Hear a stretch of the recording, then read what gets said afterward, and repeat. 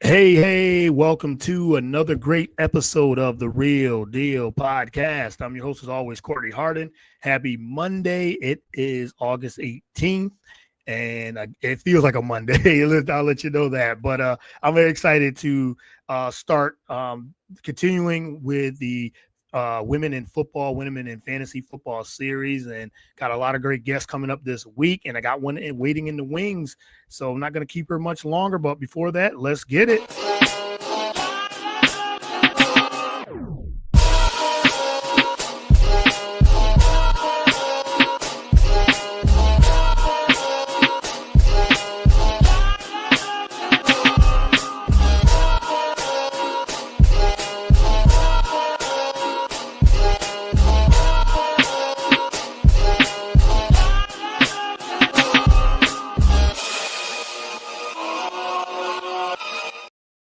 All right. Once again, welcome to another great episode of the Real Deal Podcast. I'm your host, as always, Courtney Harden.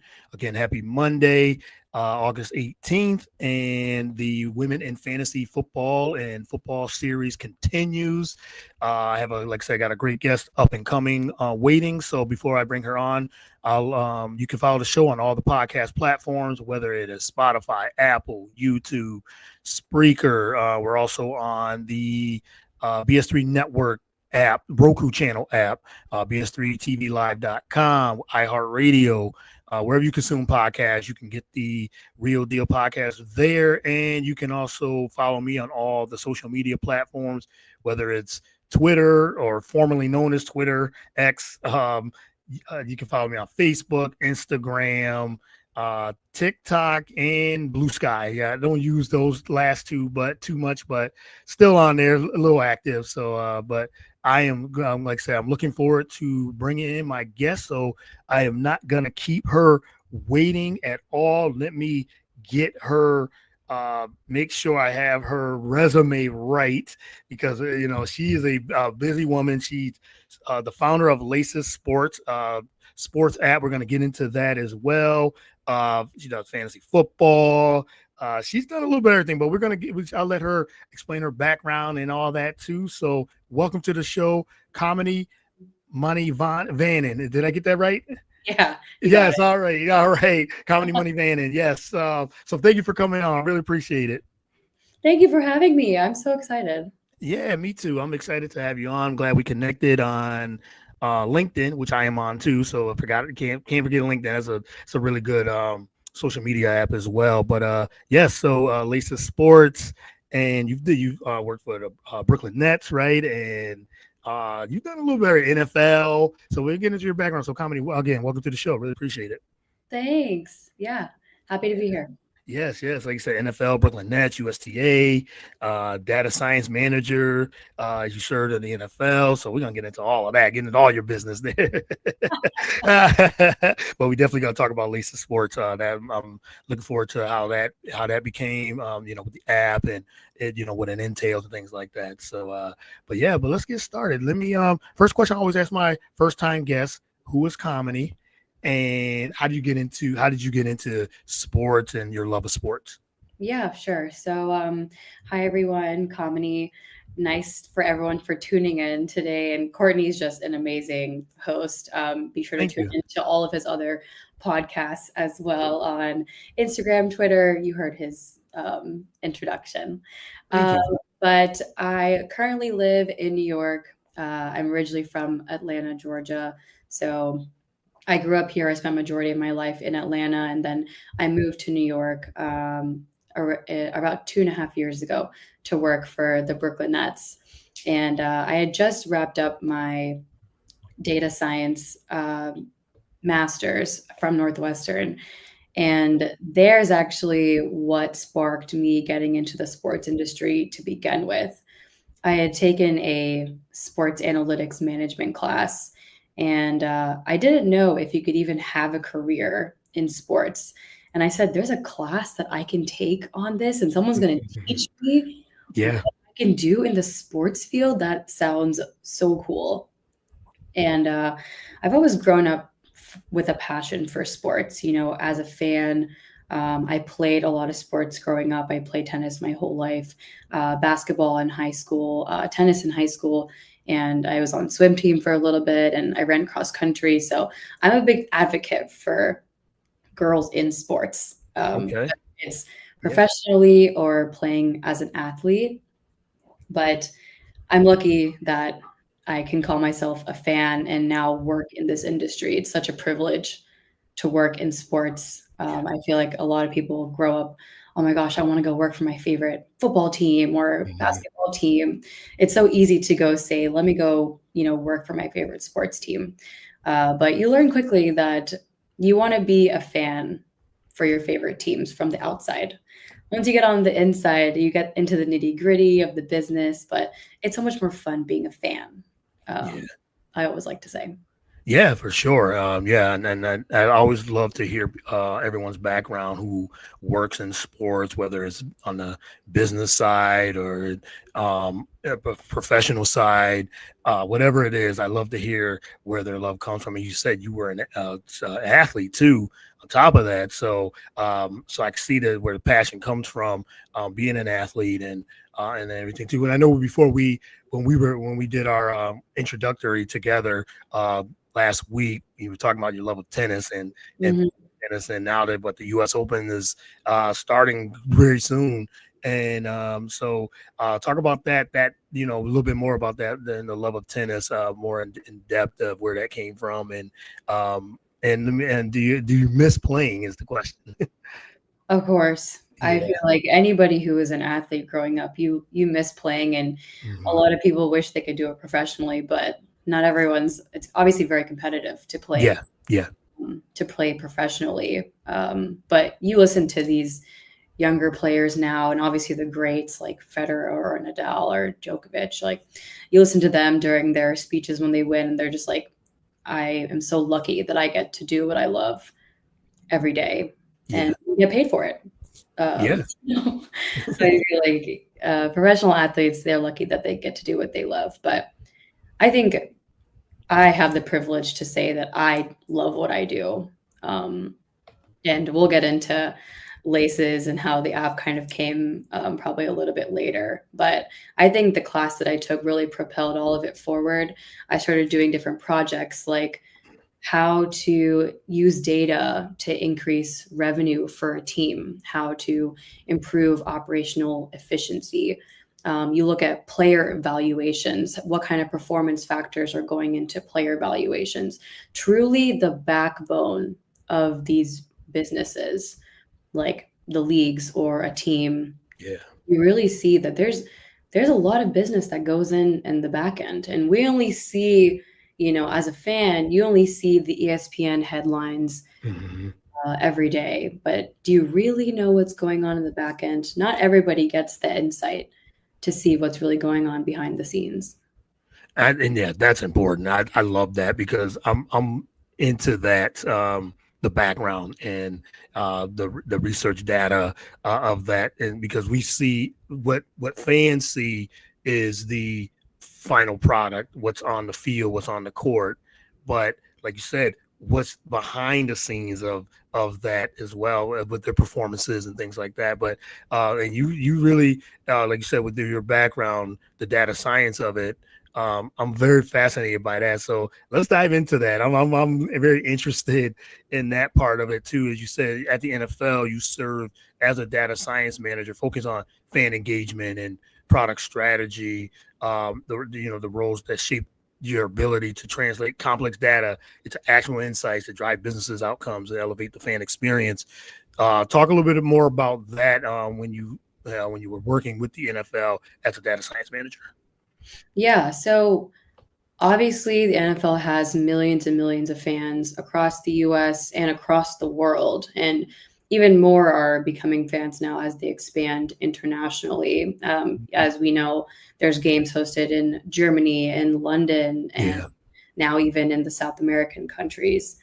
But the NFL always wants to know and improve their customer experience. So down to when you're coming to an NFL game, what is your experience like? How is parking? Can you get into the games? What is your experience when you're there? Are you able to tune into different applications that you have, like NFL app, or just entire experience? You're always trying to improve that. And that goes not just for the NFL, but for every major sports team. They want their fans to have the best experience ever. But if you think down to the product the NFL has, it's the game. Yeah. The product that they have is the game. And there's also various departments at the league who are making sure that the players are going to have the best experience when they enter into a league. There's the fame, there's also risk of injury. And the league is always trying to work hard to make sure that their players are respected, even on social media, and making sure that they're going to have a good experience as they enter in as very, very young players, 18, 19 years old. Some of them are very young coming into the league. So you want to make sure that they're also taken care of. But I think to your original question on fan engagement, I think a lot of companies now, sports adjacent and sport teams, are doing customer profiling. So Courtney lives in Philly, but what are your affiliations? Are you an Eagles fan? And a lot of this is deduced by your customer behavior. So we can see through the data, okay, Courtney has XYZ zip code. He's buying Eagles gear. He's buying Eagles tickets. So what do we know about Courtney? That customer profiling is constantly happening in the background. They want to make sure that they're marketing to you. They don't want to send you Cowboys newsletter. Don't want that. Right. And you don't want that. Yeah. So I think the coolest part about working there was really that customer profiling, the amount of data that we have. And this is data that customers are willingly giving. So it's first party data. They own the data. I thought, honestly, that was the coolest part, was just learning who are the fans of the NFL. Where are they from? What do we know about them? Can we get them to come to more games or interact with our products more? Okay, yeah, that is fascinating, because as you said, you can find, with fan engagement, you can actually find data.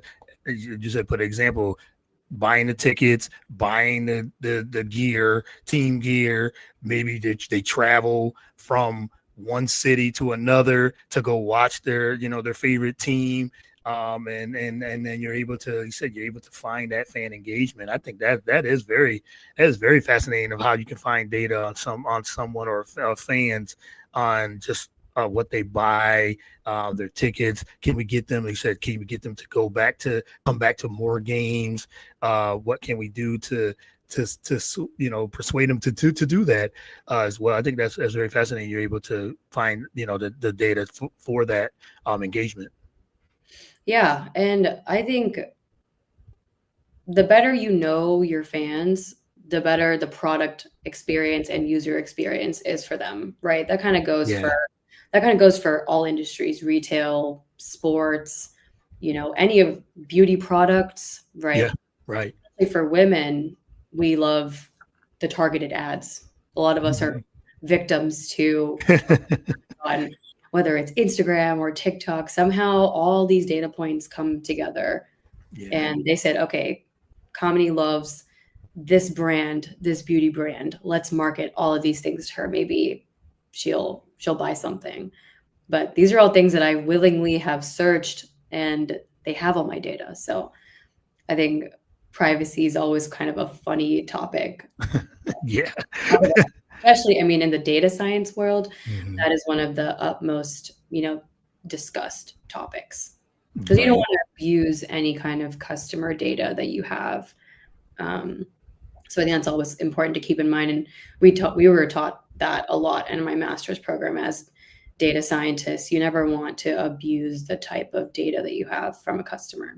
Right, exactly. That's privacy is a big thing, because as you said, you want to do just as much as you can without overstepping. I totally get that. And you said, okay, we'll send, like I said, maybe we'll send an email or something, some type of ad to, just to get to some engagement, and then maybe then you can work from there slowly. I'm sure that the privacy thing was a was a big topic when you're trying to get fan engagement as well. Before we get into laces, also want to ask you about you just spent 4 years as Gemini.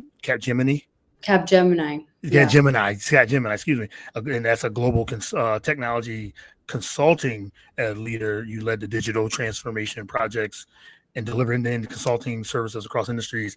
I find you're very, very fascinating with all the things you've done and experience that you have. But talk about that of that global technology, being a global technology consulting leader.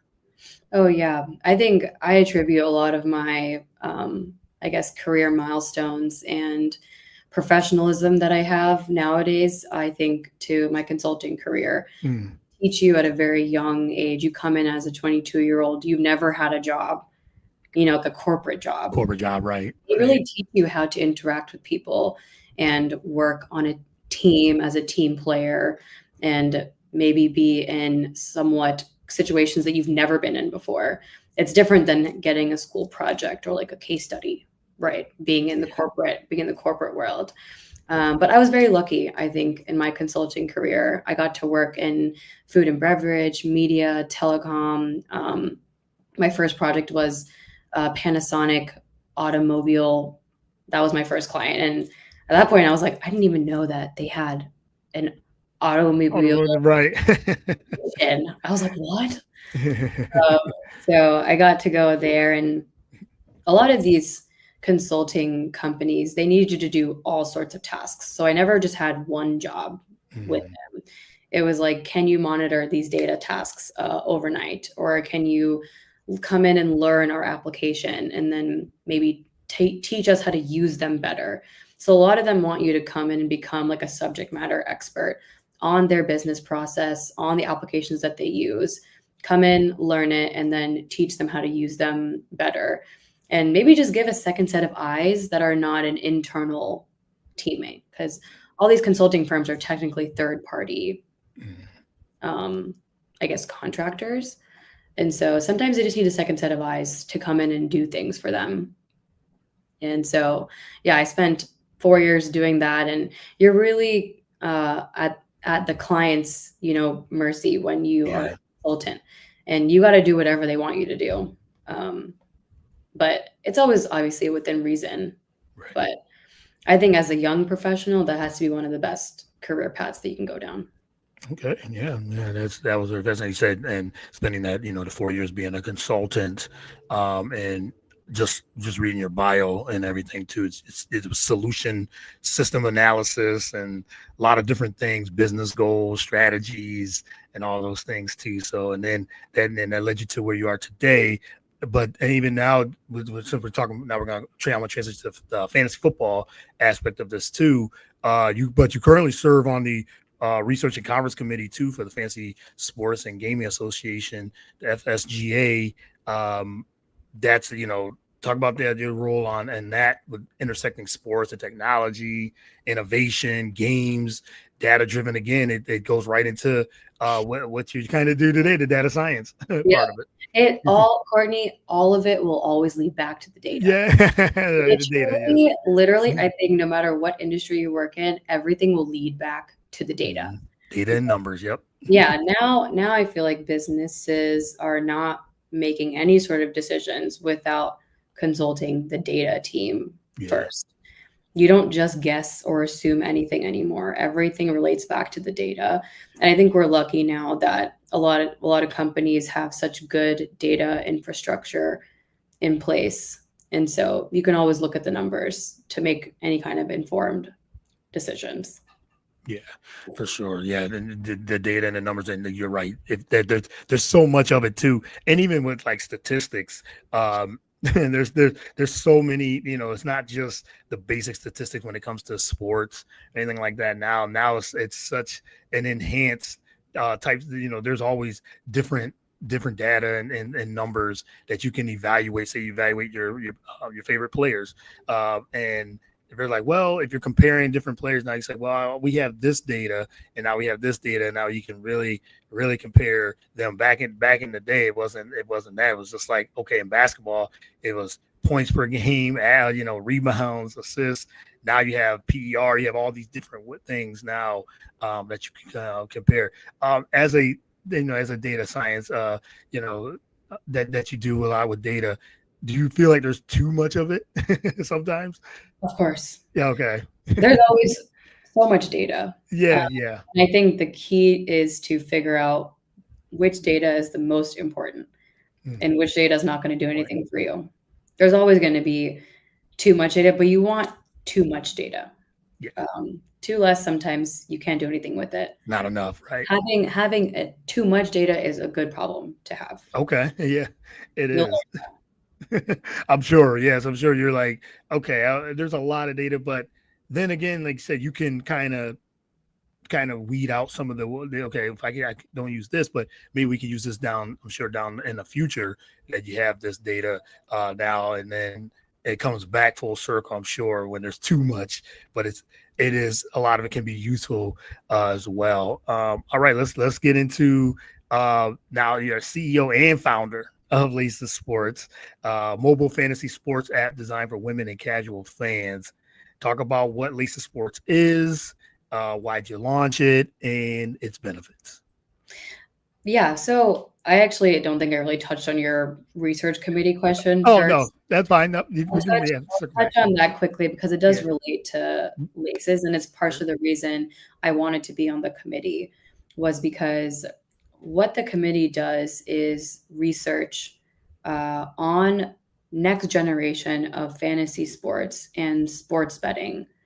And that can range anywhere from the 18-year-olds all the way, past whoever is betting. Even 75-year-olds are betting, surprisingly. But I think one of the most important things I learned from the committee is the access to the data that will tell you, okay, this X amount of females are fantasy players. X amount of females are sports bettors. So all of it ties into Laces because it's a fantasy sports app designed for women and the casual fans, because not every male is a super, super avid fan, nor do a lot of them even have the time to look every day at what's changing in the sports landscape, who's getting injured, what is the waiver wire. That obviously changes a lot as you get older. Your priorities change. So you're not always looking at what's going on in the sports world. Yeah. So there are the casual fans. They exist. Yes, they do.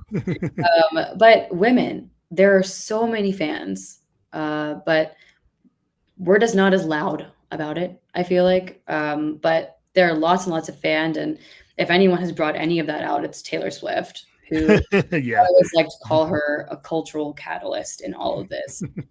She gave platforms for women to come and sell out games, sell out jerseys. Like, do you see what happens when you give women a voice and the power to spend and buy? It's exciting. They're kind of changing the landscape of sports media. And more of these companies, like beauty companies, are starting to partner with WNBA teams. These WNBA athletes, they're trying to get more invested into flag football, which is very, very female heavy. Also, they always try to encourage young girls to go into fantasy sports or go into flag football. And so I've played across many of the fantasy apps out there. And when I first started playing, it was confusing. And I had to ask a lot of people and read a lot of articles and watch a lot of YouTube videos back then when there wasn't a lot of resources out there to learn. Right. And over the last couple of years, when more and more women and girls have been involved in sports, they're like, I want to play in a league. Like, they have colleagues at work asking them to join a league, or just like at social events, people are always talking about their fantasy leagues. Now we're about to enter football season. Preseason's already started.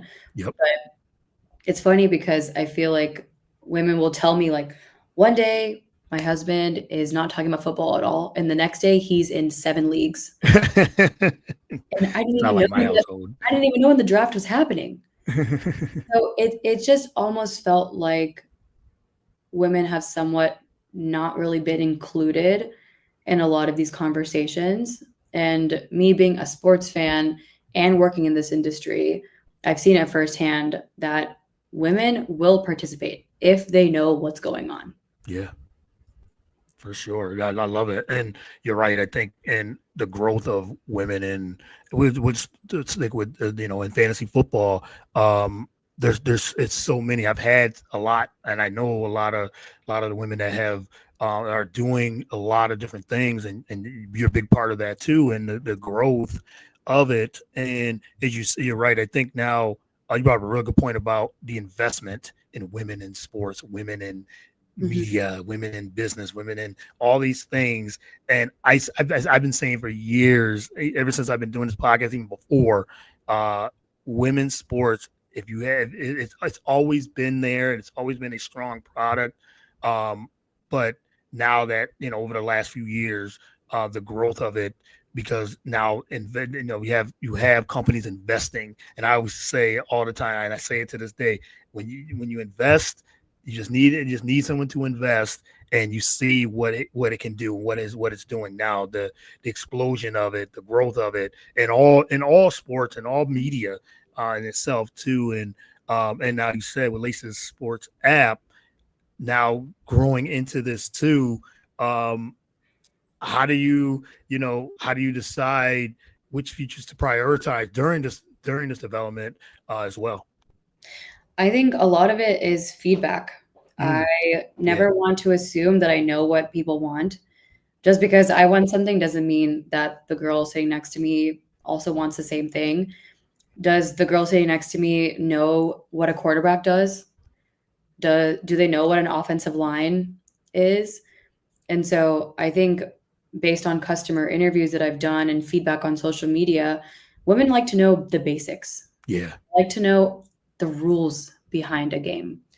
I, for the first time, learned how golf worked this year in terms of the scoring behind it and actually how difficult it is to even yeah. hit a golf ball. Right, right. Um, oh, Rachel's saying hi. Rachel say, hey, Rachel. Yes. Hi, Rachel. Tootsie Pop. Thank you for tuning in always. He's always Actually, always I just saw her in Canton, Ohio at the fantasy football. yes, we'll definitely talk about that experience for you, because I Yeah, know we were talking about that during our our meeting that we had before we started recording last week. So yes, I got to get your experience, how your experience was. But yes, shout out to Rachel as well. yeah. So I think the sports education portion is my vision for the app. Yep. Is it should be a one-stop shop for women to come learn about sports. But if you're going to learn, I also want to reward you. Let's take it one step further. Mm, So whatever points that you earn in fantasy, they accumulate every week. Can we do something with those points? Can they be loyalty points at brands that you love, Sephora or Lululemon? So the vision is to be that place that women feel included and just want to come play and learn together. yes, I love that.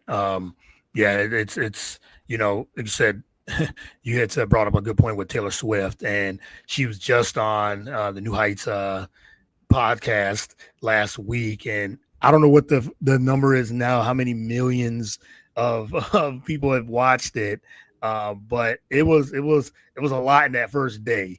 I'll say that it was millions of people. It's It like millions. crashed their live stream. Yes, yes, it crashed. Yeah, Crashed the live stream. So when I checked, the number was at 85 million a couple of days ago.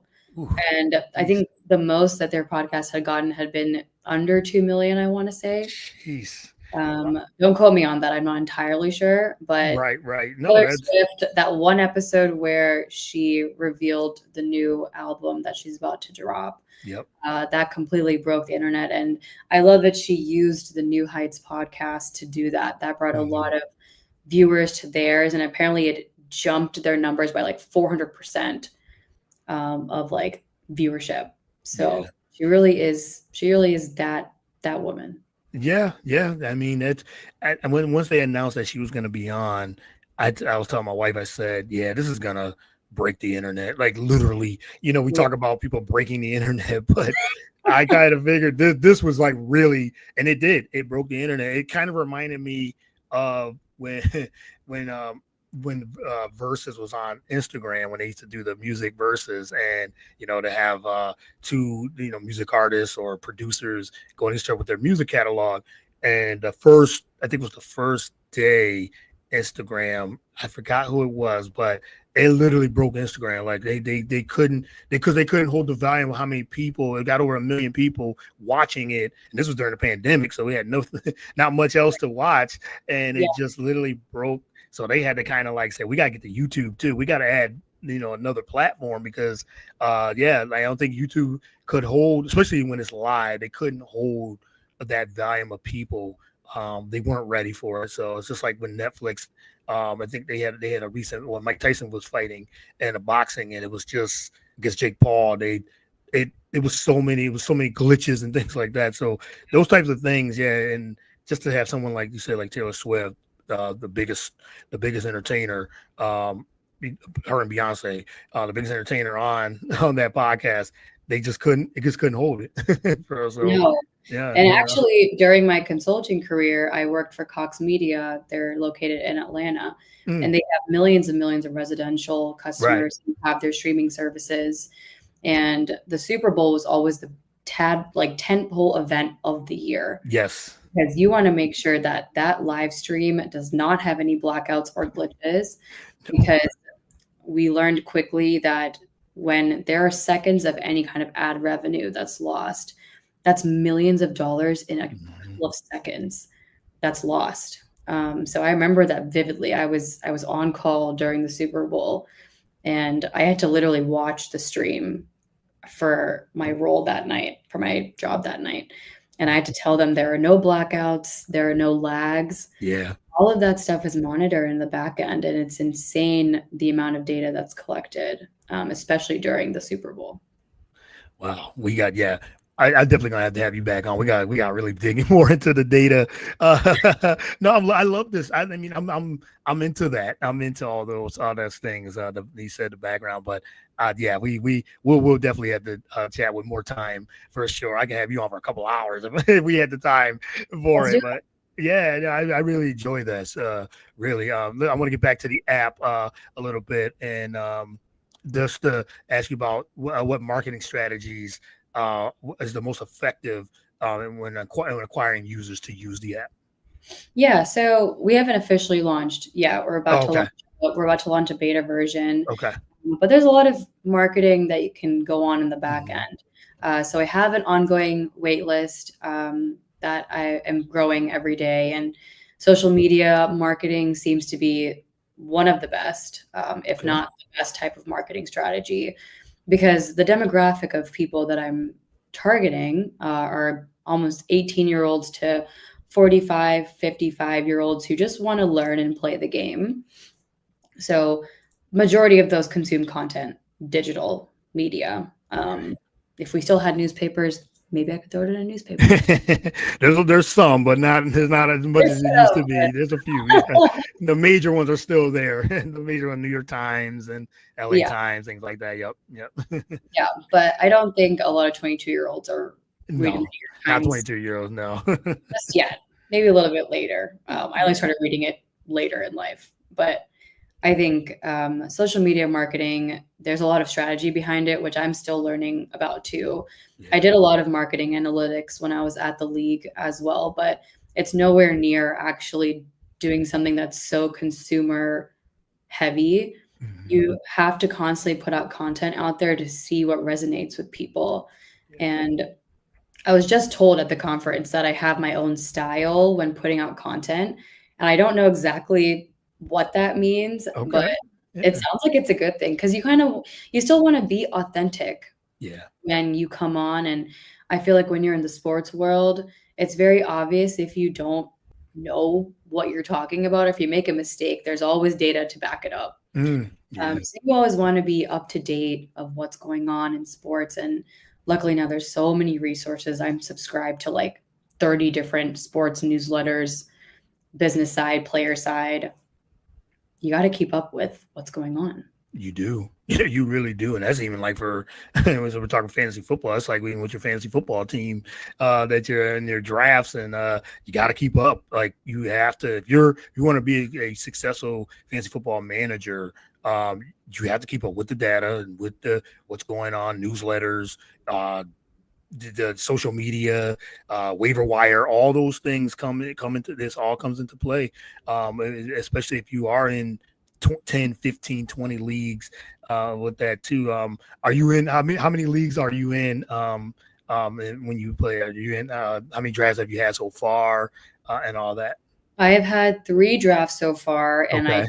cannot do any more than that because I am actually commissioner of my fantasy basketball team. Mm, That will come and coincide at some point in October. yeah. So managing multiple of those gets to be really a lot. And basketball is obviously way more involved. Yes. There's games every day, and the type of league that I play in is not the normal type of setup. We play something called lock and mode, which basically you have to pick and choose which games you think your player will do the best in that week. Mm, okay, that does sound like fun. I'm a huge basketball fan too, so yes, when basketball season start, I'm gonna definitely get you back on for Yeah. the when NBA and college basketball starts as well. All right, just got a couple more before I let you go. Like I said, we could have talked for hours, but for time, Rain, we'll cut it in a little bit. How do you see the sports app landscape evolving in the next coming years? That's a good question. And I think a lot of it is unknown when you give a voice to the fans who you never really paid attention to before. They really have a lot of power in the sports market. And I think also the way that digital media is changing Yeah. every day. There might be a new platform that drops tomorrow that could Yeah. fully change the landscape. And people love to download what's new and exciting. Overnight, it could reach 100 million followers. Just like how in a week, ChatGPT got to 100 million users in 1 week. Mm, What's taken some apps 10 years to get there took 1 week now. So things change very, very quickly. And I definitely see a lot more women who are going to be fans in the future. They're starting to now. And even these WNBA games that you go to in New York, the New York Liberty, they're basically sold out games. And yeah. majority of them are women in the stands.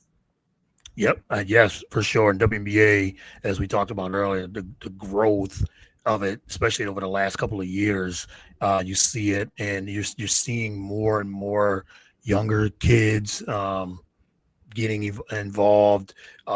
Whether if it's the Caitlin Clark effect, Angel Reese, they're just becoming fans, and young girls, boys, everything. But you said, yeah, I was just at the Liberty game. We went last year, and around this time last year, and it was sold out, and now that they won the championship last year, and they're struggling a little bit now because of injuries, but they're still one of the top teams. They're still one of the top teams in the league right now. But he said they sell out almost every game now at the Barclays Center. So yeah, it's good to see, like I said, the growth of just women's sports in general. One more on the app. Just wanted to, if someone wanted to build or start their own app, what advice would you give them?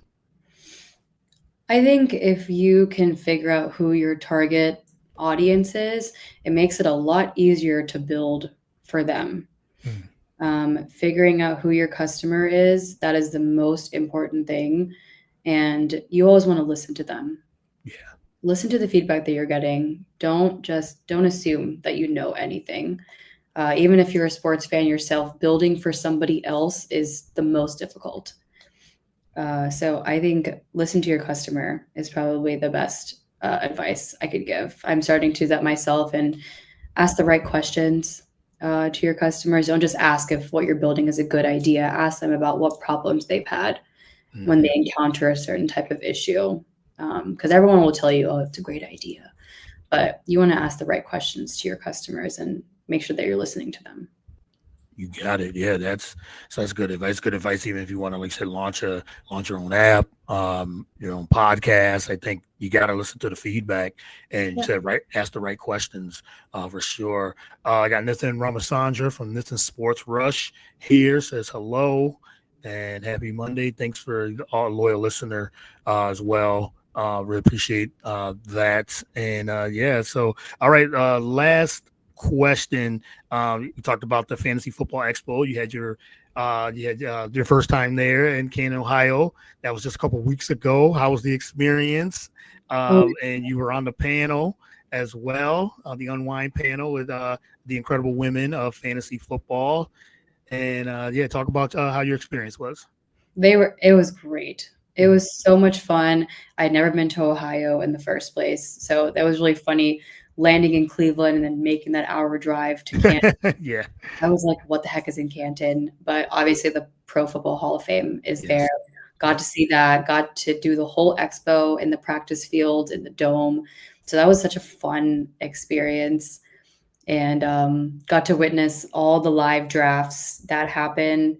There's multiple ongoing live Yep. drafts every day. So seeing that was really funny and just really cool to see just like the camaraderie behind the drafting. And then this is the first couple weekends where preseason's starting, so there's like football games on for the first time in a long time since February. Yeah. Yes. So it was just a blast and definitely made for all types of fans who are allowed to come, and Yep. that was a really good experience. Yeah, I remember we talked about it. We just talked about it together a couple weeks ago. And I was telling you, like, your first time experience, you're gonna really enjoy. You're gonna really enjoy it. You said the drafts, hopping in from.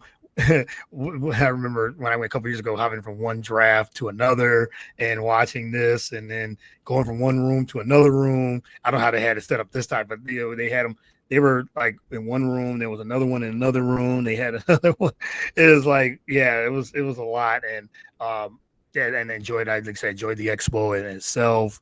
On the last day, the panels, and again, you were part of a panel as well. Talk about that experience on being part of that, the women in fantasy football panel. It was so cool because we actually drew the largest audience of all of the panels at the expo. That's good. And Great. Bob Lung, who's the creator of the expo, he says every year, whenever we have an all women's panel, they draw the biggest crowd. Yeah. I think people just generally get excited when women love sports.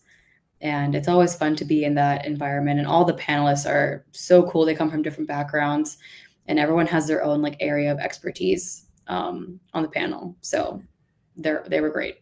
Yeah, I can't wait to watch I know they said they're gonna put the live stream. They're gonna Mhm. have it up soon. So I'm looking forward to watching that. Yeah, because I remember 2 years ago, like I said, when I was there, they had a all women's panel. It was probably the biggest one there. And I said, hey, make it 2 hours. Make the 2 hours, an hour and a half. If it draws the biggest crowd, and there's no disrespect to all the other panels because they're great too, um, but you said if that draws the biggest crowd, make it an hour and a half, just so you guys can really dive in, because that hour goes so fast. And next thing you know, it's like, wow, okay, now we're looking for another hour Yeah. of that. Great insight always, on that point too. So, Comedy, this has been a pleasure having you on the show. Really, really appreciate it. And but the last one I want to ask is, before I let you go, is what is next for Comedy for the rest of the year? You say got Lisa Sports app coming up, launching, and but what else is next for you for the rest of the year? I think besides that, I'm actually about to start my teaching assistant um, job at Northwestern. Okay. That sports analytics management class that helped me so much in my career, I'm going back and being a TA for the students. So that starts in about a month. So between the startup and being a TA, I will be very, very busy. Yes. Yeah. Your fall is going to be busy. Yeah, but I'm so excited. Everything is important to my startup. So everything I'm doing is relevant. Yep. So I'm really excited. For sure. Yes. Very relevant work. Again, best of luck with everything you got coming up. I really mean that. And like I said, I'm looking forward to seeing what's next for you. And yeah, we got to do this again for sure. And I really enjoyed this conversation. But let everyone know where they can follow you on social media. Want to reach out, again, advice, questions for you. Again, when the app launches, everyone subscribe to it. All those things, share it to others to come in and really and enjoy that app when it does launch. But let everyone know they can follow you on social media. Yeah, Instagram is Play Laces, and TikTok is laces.sports. And then you can obviously add me on LinkedIn also. Happy to chat with whoever wants to just chat about anything. Yeah, for sure. And you definitely answer questions, and we, like I said, we connected on LinkedIn, and then followed you now since then over the last few months. So I'm glad that we actually got to connect. And again, I can't thank you enough. Thank you for your time. I really did enjoy this conversation, and would love to have you back on for sure. Thanks so much. This is awesome. All right. Thank you. And you enjoy the rest of the week and the rest of the summer. And I'll reach out again right before basketball season. We'll have another great conversation as well. So again, thanks a lot, Kamini. Really appreciate it. Thanks. All right. Have a good one. You too.